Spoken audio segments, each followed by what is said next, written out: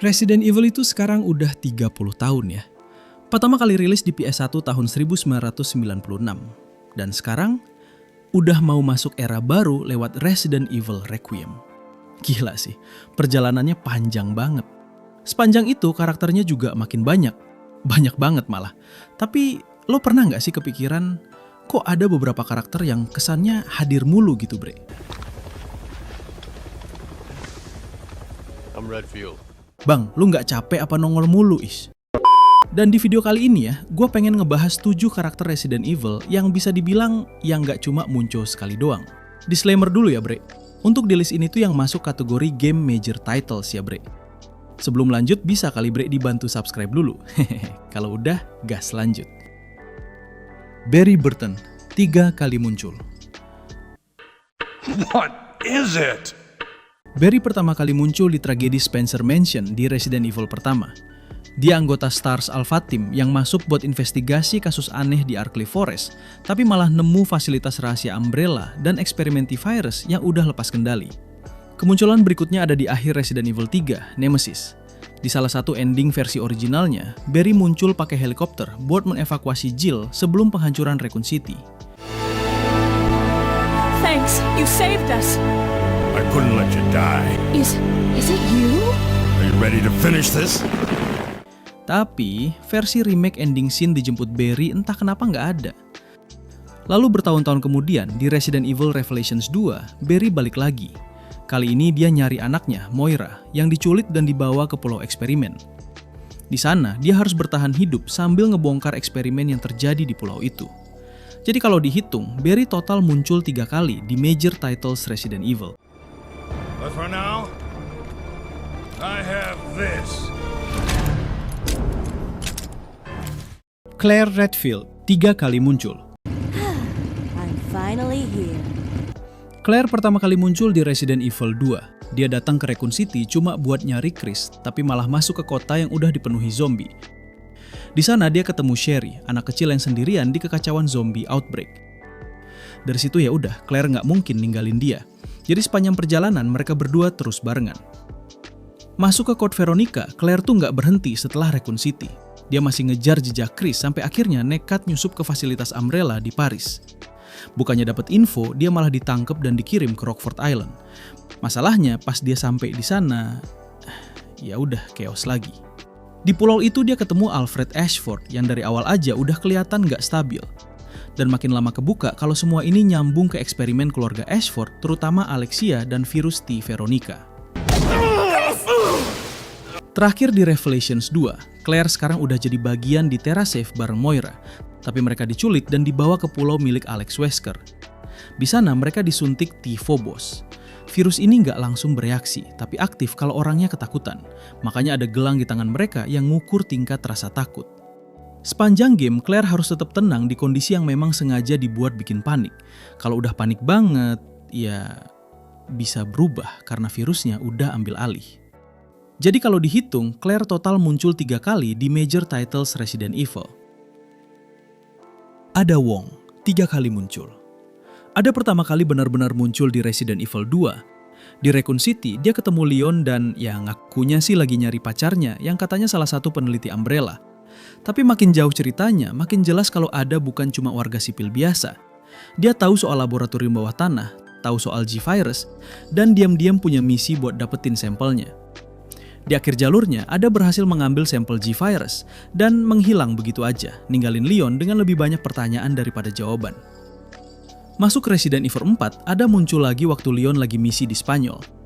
Dia tiba-tiba nongol di tengah konflik Los Illuminados, dan dari awal udah kelihatan kalau dia punya tujuan sendiri. Bukan cuma bantu Leon, tapi juga ngincar sampel Las Plagas. Di akhir cerita, dia berhasil dapetin sampelnya dan kabur lagi. Don't worry, I'll take good care of it. Di Resident Evil 6, peran Ada jauh lebih besar. Dia bahkan punya campaign sendiri.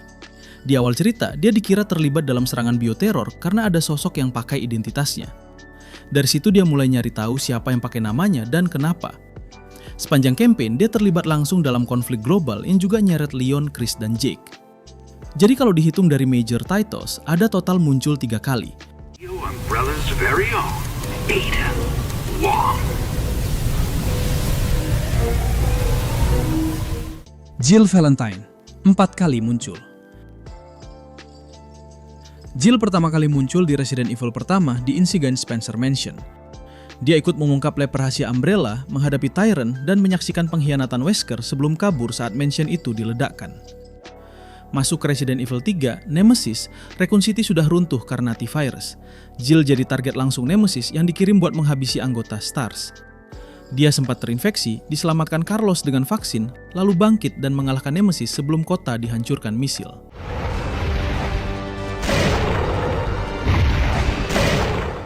Di Resident Evil Revelations, Jill sudah jadi bagian dari BSAA, termasuk generasi awal yang disebut Original Eleven bersama Chris dan O'Brien.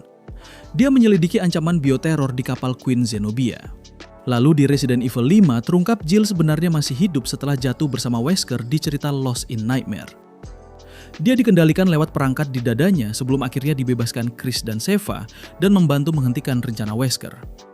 Jadi kalau dihitung, Jill total muncul 4 kali di major titles Resident Evil. Leon S. Kennedy, 4 kali muncul.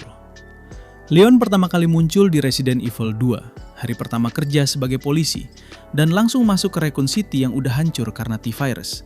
Di situ dia bukan cuma berusaha selamat, tapi dipaksa belajar bertahan hidup dalam semalam. Beberapa tahun kemudian di Resident Evil 4, Leon sudah berubah total. Dia bukan polisi lagi, tapi agen pemerintah Amerika yang ditugaskan menyelamatkan Ashley Graham dari kultus Los Illuminados dan penyebaran Las Plagas. Dan ya, bertemu lagi dengan Ada. Masuk ke Resident Evil 6, di mana skala konfliknya makin gede. Leon terlibat dalam insiden bioteror yang berkaitan dengan C-Virus, dan harus menghadapi situasi yang bisa dibilang sulit, karena Presiden Adam Benford itu menjadi zombie. Dan di Resident Evil Requiem, Leon kembali hadir di timeline terbaru sebagai bagian dari cerita utama yang akan datang bersama Grace Ashcroft. Dan ya, Leon masih jadi wajah sentral di universe Resident Evil. Kalau dihitung, Leon total muncul 4 kali di major titles. Albert Wesker, 5 kali muncul. Okay, Jill and I will stay in the hall in case of an emergency. Wesker pertama kali muncul di Resident Evil pertama sebagai Kapten STARS yang ternyata agen Umbrella. Dia memanipulasi timnya di Spencer Mansion, membiarkan mereka jadi bahan uji coba, lalu mengaktifkan Tyrant sebelum akhirnya dianggap tewas. Don't come this way! No!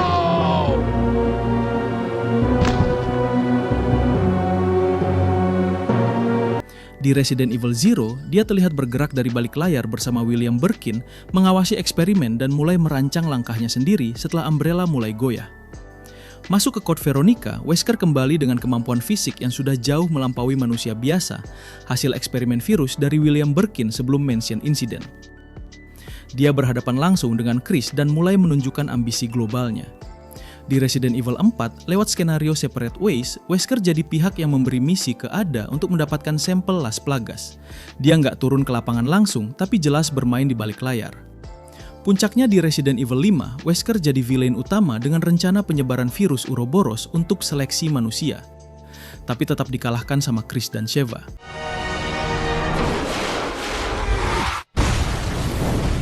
Dan jadinya, Albert Wesker muncul 5 kali di major titles. Kalau ngomongin siapa yang paling sering muncul, jawabannya jelas, Mas Chris Redfield. 7 kali tampil di game utama Resident Evil. Awalnya di Resident Evil pertama, Chris jadi salah satu anggota STARS yang terjebak di Spencer Mansion. Dia mengungkap fasilitas bawah tanah milik Umbrella, menghadapi Tyrant, dan menyaksikan pengkhianatan Wesker sebelum akhirnya selamat saat mansion itu diledakkan. Setelah insiden Raccoon City, di Code Veronica, Chris datang ke Rockford Island buat menyelamatkan Claire. Di sana dia kembali berhadapan dengan Wesker yang sudah mendapatkan kekuatan superhuman, menandai awal konflik pribadi mereka yang makin serius. Beberapa tahun kemudian di Resident Evil Revelations, Chris sudah jadi anggota BSAA bersama Jill, dan termasuk juga sebagai Original Eleven. Dia menyelidiki ancaman bioteror organisasi Veltro di laut. Masuk ke Resident Evil 5, Chris memimpin operasi BSAA di Afrika untuk menghentikan penyebaran Uroboros. Disinilah pertarungannya dengan Wesker benar-benar berakhir, dengan pertarungan terakhir di Gunung Berapi. Di Resident Evil 6, Chris memimpin tim melawan penyebaran C-Virus. Walaupun, dia sempat kehilangan ingatan dan motivasi, sebelum akhirnya bangkit kembali dan menyelesaikan operasi melawan organisasi Neo Umbrella. Masuk era baru di Resident Evil 7, Chris muncul sebagai bagian dari Blue Umbrella dan memimpin operasi untuk menangkap Lucas Baker dalam DLC Not a Hero, menandai pergeseran perannya dari tentara lapangan jadi komandan operasi khusus. Lalu di Resident Evil Village, Chris punya peran besar sejak cerita di Resident Evil 7. Dia memimpin tim khusus bernama Hound Wolf Squad untuk menghadapi Mother Miranda dan menyelidiki Megamycete, terlibat langsung dalam konflik yang menyangkut keluarga Winters. Total 7 kali, paling konsisten muncul sepanjang timeline utama Resident Evil. Jadi itu dia 7 karakter Resident Evil yang paling sering nongol di major titles. Nah sekarang gue pengen tahu, menurut lo karakter Resident Evil mana yang paling berkesan? Coba tulis di komentar. Kalau lo suka pembahasan kayak gini, jangan lupa like dan subscribe biar gue makin semangat bahas Resident Evil terus. Gue Rifan, makasih banget udah nonton sampai habis. Sampai ketemu di video berikutnya bre.